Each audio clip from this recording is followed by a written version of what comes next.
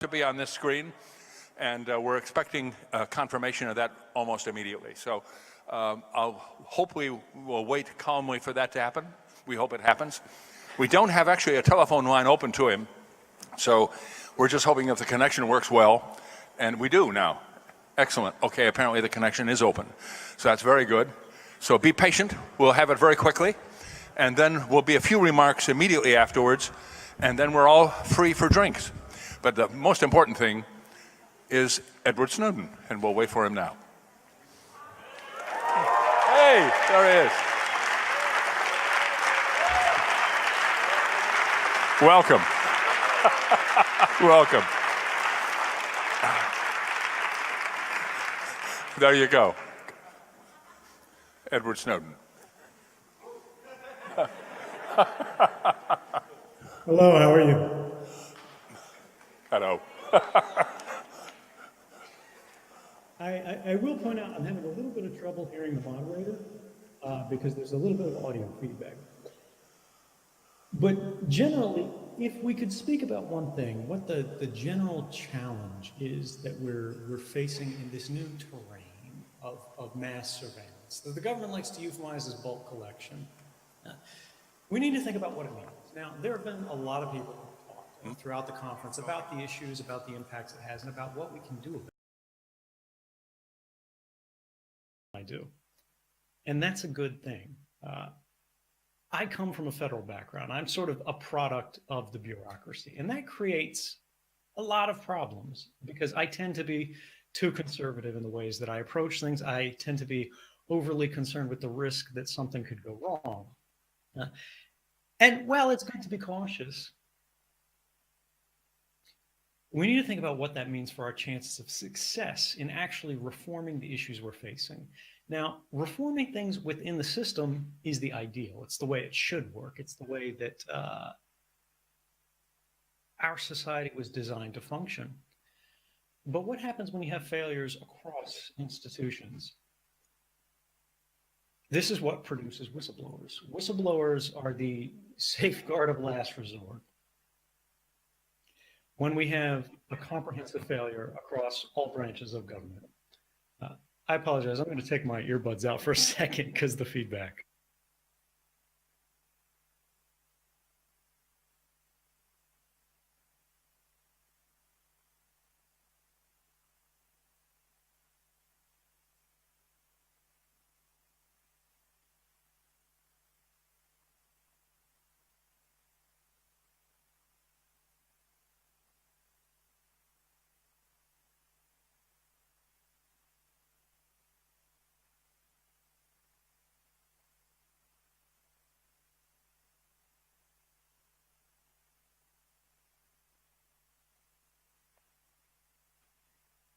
I apologize. Going on with the feed there. Can you hear me?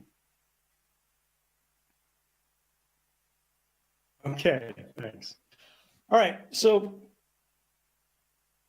we've got these groups, we've got these cypherpunks, we have these individuals who see the problems occurring in technology and where inevitably this is going to lead us.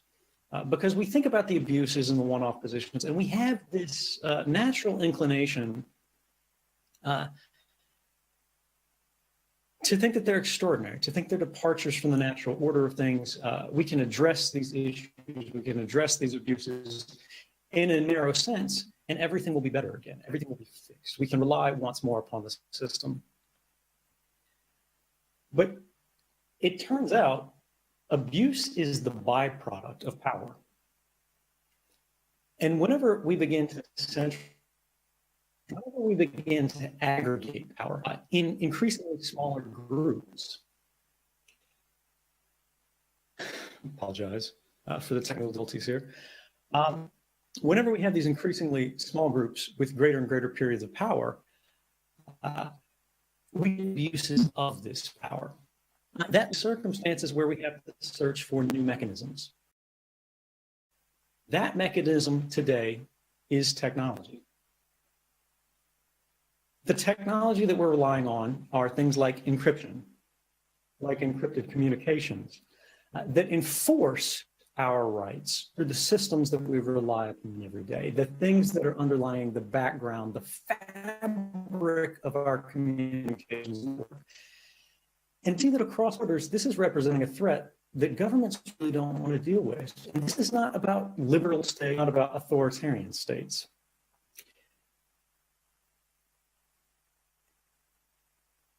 It's about capability to the nature of government, the nature of society, the nature of our civil organizations.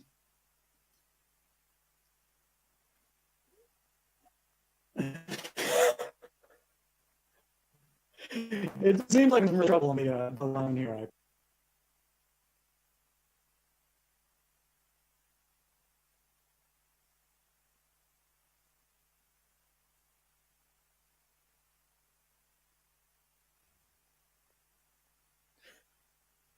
Oh, okay, we're trying again here. If I could condense the point, there's an intersection of technology and access to information in society. We refer to this as the communications fabric that we all rely upon today. The internet is the shorthand for it, but it existed before that. It's simply all our telephony and all of these other capabilities are in a global mesh that increasingly impacts the lives of all of us, but over which we have less and less influence over time. Now, the application of new technologies, our science, such as encryption, mathematics, secure communications, allows us to enforce these rights across borders, whether you're a liberal state, whether you're an authoritarian state, whether you're trying to make sure that someone can communicate between a journalist and a source in the United States or in Russia or China or somewhere else. This is what we have to do. We have to accept that the only way to protect the rights of one is to protect the rights of all. But increasingly, this represents a threat to government because they see this as a domain of activity that they'll no longer be able to intervene in. They'll no longer be able to regulate. The President of the United States just yesterday spoke at South by Southwest on the Apple versus FBI controversy. And he, again, contextualized it in the false choice between privacy and security. But the reality is we can have both. But we can only have both if we have one or the other. If we don't have privacy, we can't have security. We don't have an open society. We don't have a free society. We don't have the liberal tradition that we ourselves inherited. Rather than watching people because you have some suspicion that they've done something wrong, you're watching everybody all the time because they could abuse their liberties, but not because they have. Now, why does this matter? Why do we care about the metadata? Why do we care about sort of this bulk collection, this pre-criminal surveillance regime that's now occurring? And I would argue that Thomas Drake, speaking yesterday, actually had the most succinct and important case study for this, which is Jeffrey Sterling. This is a CIA employee who allegedly they've been convicted on this basis of being the source of a prominent reporter at the New York Times who was investigating CIA activities. And this individual had witnessed a case where the United States government was trying to run an operation against Iran.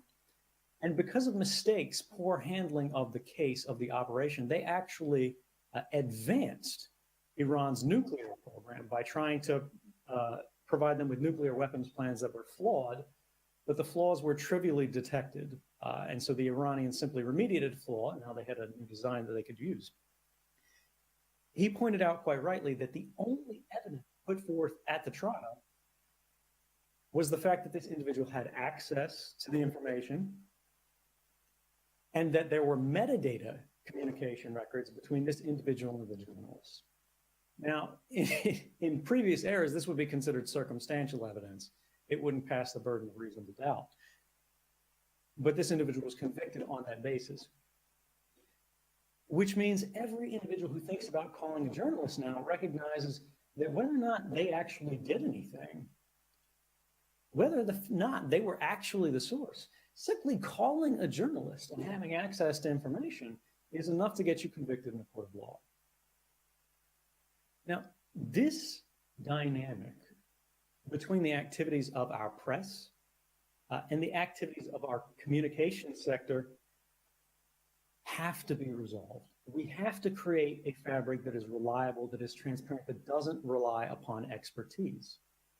There are great, truly great projects that we should all be excited about, like Subgraph OS that was, just revealed yesterday, came out of alpha or is going into alpha. And I plan to use this myself. But we have to recognize that these things are still inaccessible for the majority of users. These are inaccessible for journalists. These are inaccessible for most people who aren't specialists. And this leaves us in the state we have today that's completely backwards, where we're reliant upon groups like Apple, for-profit groups, corporate groups, to stand up and defend our rights, when that should be happening regardless of whether or not a corporation thinks this is the right thing or the wrong thing to do. We have to rely upon the fabric. We have to rely upon the protocols and the systems that are underlying invisibly the standards of communication. Now, what does this actually look like? What does this actually mean? This means a change in our political thinking, where we begin to get a little bit more radical as both technologists and journalists. We have a messaging problem. When the President of the United States can argue that factual positions that have been arrived at by studies at groups like MIT, computer science researchers, cryptographers, that say there is no safe way to provide exceptional access to the encrypted communications of one group without endangering the protection that we all enjoy. And he pushed this forth as what he termed an absolutist position. If we're reaching a dynamic in the public discussion where facts are considered absolutist, we're in trouble. Now, this has happened throughout history, where we've seen these sort of extraordinary imbalances of power. And we've seen backlashes. We've seen people who are disenfranchised, who don't have access to the means of determining their own destiny, try to remediate this. And what did that look like? Now, I'm not a communist, but previously we've had generations of thinkers that argued, well, we could resolve the issues of income inequality by seizing the means of production. We're very rapidly approaching a point in human history where we will need to seize the means of our communication. This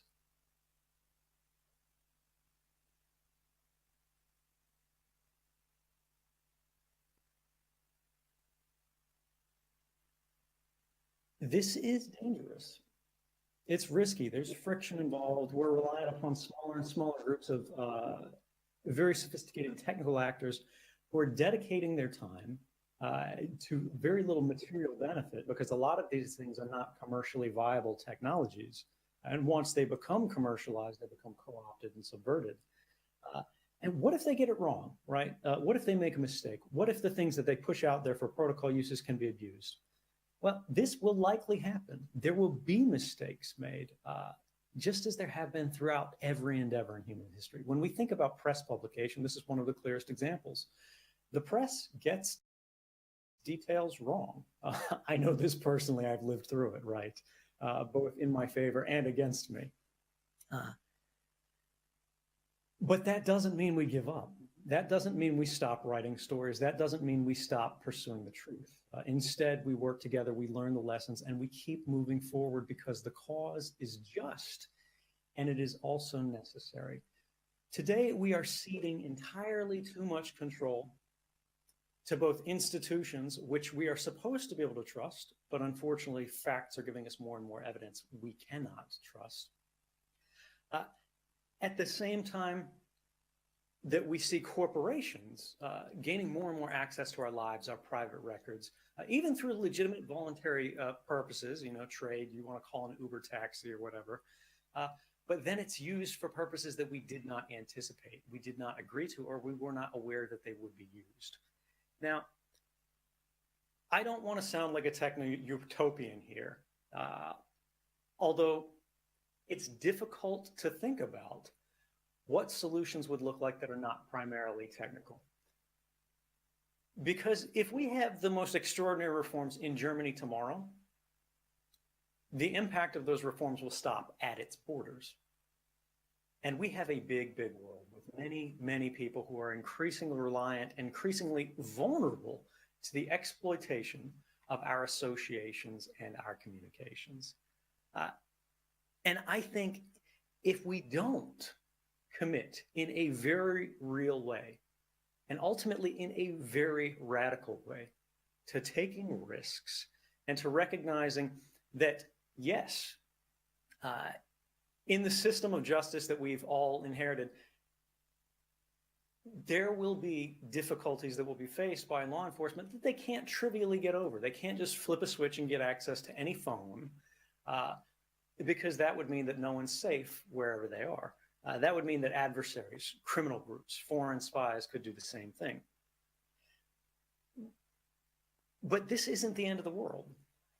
We have seen law enforcement agencies in these times of trouble where they were not granted the ability to simply walk into all our houses and search them while we're away, develop new methods unilaterally that were concerning, but they were limited in their reach only to proper and appropriate targets by nature of how they did it. For example, when police realized that fingerprint databases could be of investigative use in determining was this individual's fingerprints found or were they found at a crime scene, they fingerprinted their suspects, right? And when these people were convicted, they kept their fingerprints and stored them and so on and so forth. Eventually, they did the same thing with DNA databases. They did not compel everybody in the country or everybody who checks in at a hospital to have that hospital turn over your DNA for the government's use. This is the dynamic that we must understand and we must enforce. We as a public, we as a community must assert in the strongest and least flexible, the most fact-based and reliable, the most secure manner, the protections that we can for the enforcement of basic human rights beyond borders. We want to make sure that not only German citizens enjoy guarantees of their basic human rights, not only Americans, not only Westerners, but people in Central Africa, people in Southeast Asia, people in Latin America. And the only way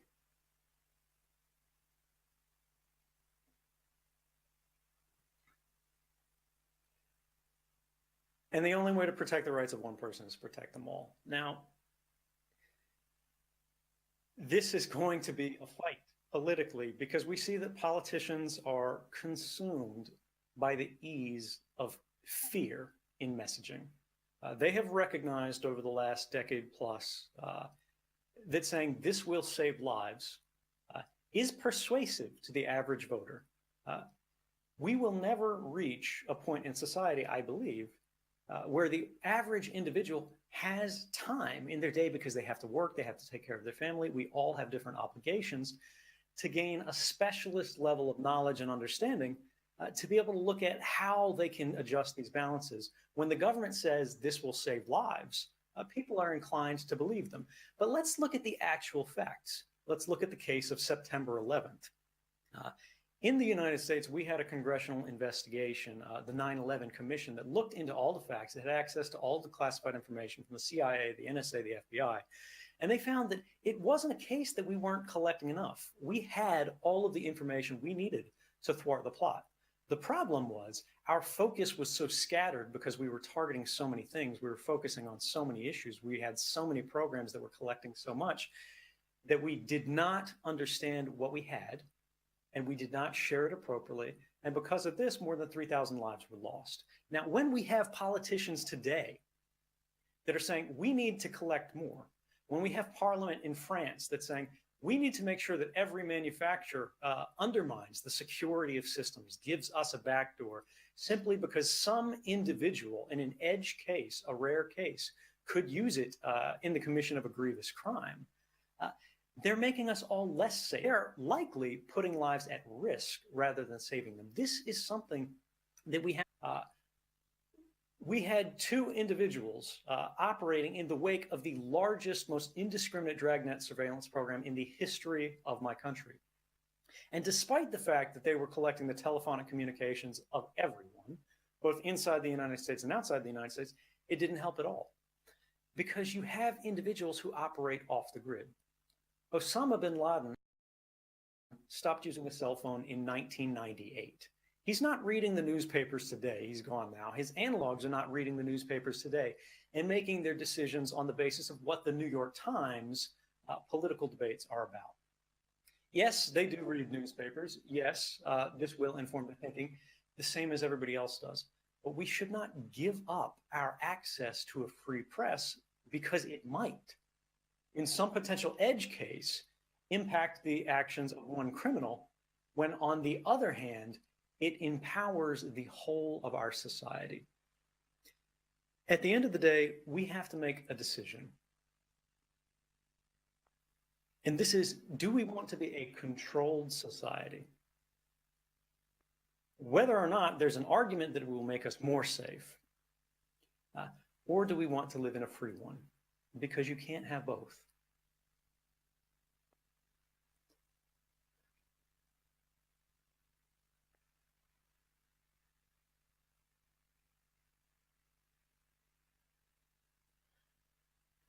I apologize for the technical difficulties. If we have any, are there questions in the room?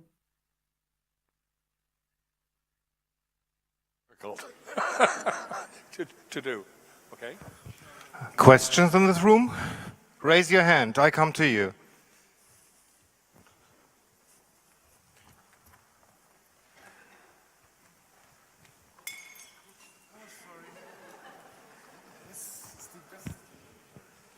Thank you so much for joining us.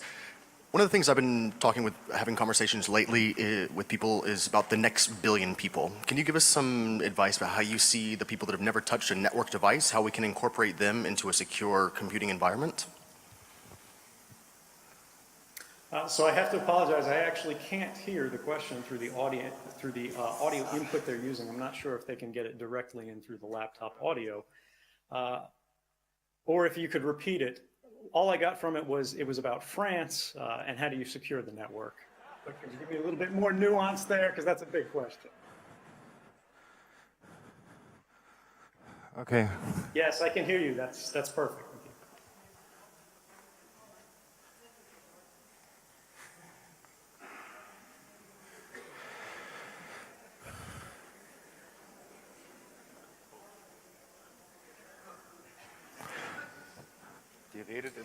One of the big challenges here is people's relationships to their devices, people's relationship to the network. One of the tremendously damaging things culturally that has occurred as a product of the smartphone economy is that people have become very comfortable with intermediaries providing them access to every service, providing them access to every new program or piece of software they want to use. Their operating system is, as far as they know, the Facebook landing page. And this is something that Facebook is very excited about. They're trying to push forth new internet access plans that leave you at a Facebook landing page. They provide you access to a limited subset of services rather than the free and open internet. In terms of how do we accommodate this, how do we fight back against that? The challenge here is we have to do better. Fundamentally, when we look at human nature, people are driven by incentives. The average person is not an expert. They don't want to be an expert. They don't care. Learning is not fun. Learning is not something exciting. Learning is a chore. It's something that they're forced to do to achieve their goals. And the more that groups can reduce that burden of knowledge, the more people are inclined to use those services. Now, this is fundamentally contrary to what we need, sort of the survival skills for the modern status quo, because you simply cannot operate safely on the internet today without understanding what the underlying backbone looks like, how it functions beneath the covers. But it does not have to be that way. We can provide people basic skills. We can provide people basic understandings by teaching them as they go, by unlocking features and capabilities as they use programs that explain it bit by bit, kind of a gamification of the interface here, that teach people as they use it in a way that's fun, in a way that's enjoyable, in a way that's not burdensome, but is actually enjoyable. This is something that we need to work on a lot.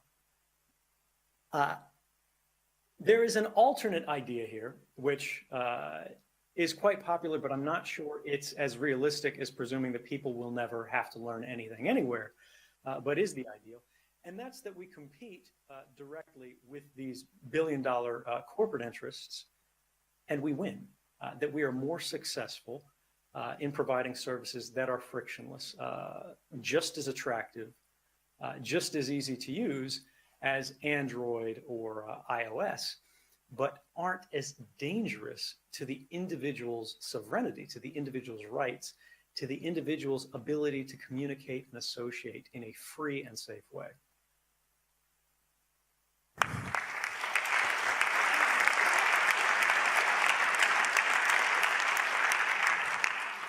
Snowden, do you hear us properly now? I do. That's much better. Thank you. Hi, I have another question, and it kind of ties in a bit to the previous question. You were talking about political and legal and technical solutions to the privacy problem. And I think we also need to think about a civil solution and how people can use alternative tools to communication, to browsing. And what people always say not to do this and to justify kind of, despite their awareness, to justify not using these alternatives is saying, I have nothing to hide. So what would be your short answer maybe and a long answer to somebody who says that? And what do you think in the long term would a society look like where people say that they have nothing to hide? Thanks. The answer that I normally give in response to this question, because it is a common one, is that we need to think about what rights are for, how they work, where does the value derive from them, and what is privacy really? The main challenge that we face in the messaging context, in the communications context, whether we're talking about journalists, whether we're talking about activists, whether we're talking about reformers, whether we're talking about people in institutions who are sitting at the table during these policy negotiations, and maybe actually trying to work on the side of society rather than against it. And the challenge is that we're asking the word privacy to do too much work. Privacy, this was Jake, I believe, originated this. Privacy is what we used to call liberty. In the same breath, we say privacy is dead. Now, this is completely false. When you actually look at it a little bit further, nobody honestly believes privacy is dead because privacy is the right from which all others are derived. Privacy is the fountainhead of individuality. Without privacy, there is only a collective, there's only society, there's only influence from groups, from large powers that shape every person to bring them into that fold, to make them alike. Now, why do I say that? Because when you think about privacy, the word privacy,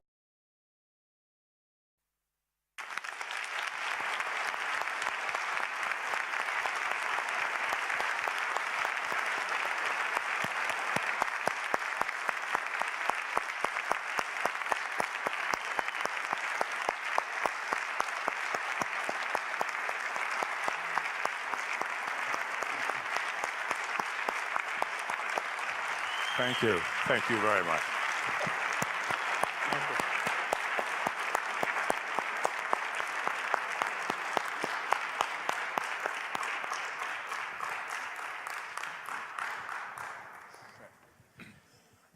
Edward, for the techies in the room, where should our priorities lie, do you think? Do we need to work on crypto tools and crypto systems that are easier for average people?